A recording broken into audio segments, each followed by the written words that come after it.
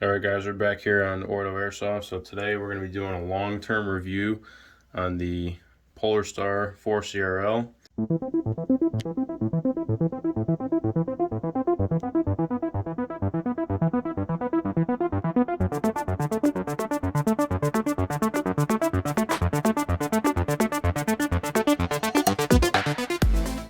So I've used this gun for about 7 years now. As you can see, when we started the channel, there's only one video where this gun is an AEG, and this gun was made by Elite Force. Since then, it's undergone some modifications. So the first modification was probably the rail change. We changed out to a real steel key mod rail. We added the vertical grip. We added obviously the red dot. We added some flip up iron sights. We added chagru on different parts of the gun. So here to assist in your grip. And then we've also rounded out these edges right here. If you can see that right there. We added chagru right there in order to round out the edge. And then we also added it on the other side as well. So obviously we've painted this gun. We've added our kind of a snake skin pattern. We have a video on how to do that. You can see that in the link above. And this gun has been very reliable. I have not had any major problems with it. The only problem that we had was the mags were not seating all the way. The mags were kind of wobbling around. So to fix that, all we did was simply put a piece of tape right in the mag well. And that's just because we were using a different variety of mag than what this gun was used to. So ever since we did that modification in the mag well about 5 years ago, and ever since then it's fed perfectly. I have not had any other issues. So now we're going to break open the upper and lower and we'll see what's inside. Alright, so we just broke the gun open. So another modification that we did on this gun was we have a 6.01 PDI inner barrel. So this is considered a tight bore barrel. We didn't want to go with a 6mm barrel because in our opinion that's just asking for problems if you don't use the right BBs. We have an Elvish Tac R hop in here, and this is the Pro Win hop up chamber, which we've had really good luck with. Very adjustable, and it doesn't have the wheel adjustment. It has the dial, which we like better. Alright, so now back to the lower receiver. We have the PolarStar Generation 1 Fusion Engine, and this Fusion Engine I got 7 years ago. Ever since then, it has not had one issue. So we currently are running the purple nozzle for max air efficiency, and we've tried different nozzles. We've tried obviously the blue nozzle, we've tried the red nozzle, and now we're running the purple. All the nozzles perform good for what they're designed to do, and they have a variety of FPSs that you can set your gun to. And currently we have the stock poppet in there. We've tried the gold poppet as well, which if you're looking for a really air efficient setup, the gold poppet is great, but it does significantly cut down on your FPS. This setup right now we're using as a designated marksman setup.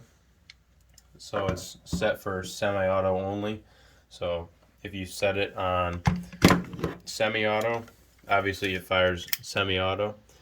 And then we have it set also, if you set it on full auto, it's also going to fire semi-auto.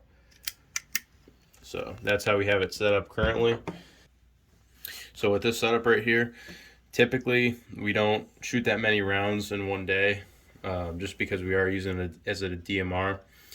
So we'll use probably at max, I would say at max 1,000 PSI in one day, and that would be huge. Typically we only use like 500 PSI in one day with this gun. And speaking of PSI, let's talk about the tank. So we're just using a standard Empire paintball style tank, which is fine. It is filled up to 4,500 PSI. We'll only fill it to 3,500. And we have a video on how to fill your own tanks by yourself, and we'll link that up there in a card. And the regulator we currently have on this is a normal Redline Airsoft regulator. This is one of the first regulators they ever came out with, and we have not had any issues with it. As you can see, we've done some preventative maintenance here just by putting electrical tape just to avoid wear and stuff like that. And also on our airline, there was a spot where it kept wearing on our kit, so we just put some tape there as preventative maintenance as well. Just in case you see that, it's not because it's leaking, it's just because we want to do preventative maintenance on it. And it's pretty standard. It's just adjustable with an Allen key, which we don't really adjust that too much. It stays in one spot, and that's where we want it. The tank is fillable through a little mini connector. I'm not sure what these connectors are called, but that's how we fill it. Tank's been reliable, has never leaked. We've had it hydro tested and everything like that. Performs very well, and we would say if you guys are looking for a HPA setup that performs well and you're looking for adjustability, the PolarStar Fusion Engine is a great choice because you can set it up like this where you're shooting long range, or you can set it up for a CQB setup. It's up to you, but basically the sky's the limit when it comes to these HPA setups. Alright, so now we want to talk more about what it's like moving to one of these setups. So Cad has an interesting story where his gun went down during the day we were playing at an indoor field, and his gun went down, and I let him use this setup for a day, and he had never used this setup at all. So we're going to let him talk more on his first impressions using this setup. And how many years ago was that? Like 4 years. That was about 4 or 5 years ago, so we'll let Cad talk about that. Yeah, so this was like 5 or 4 years ago, and my main gun back then was the CAA, which you guys have probably seen before, when it was an AEG, before it turned into the PolarStar Jack. And I think the pinion gear stripped out on it or something like that, so the gun was down for the rest of the day. So I used this, and I basically, wherever I put the red dot on, I could just hit it, and it was so much better than like my mid-grade AEG, and that's what made me want to get into the HPA.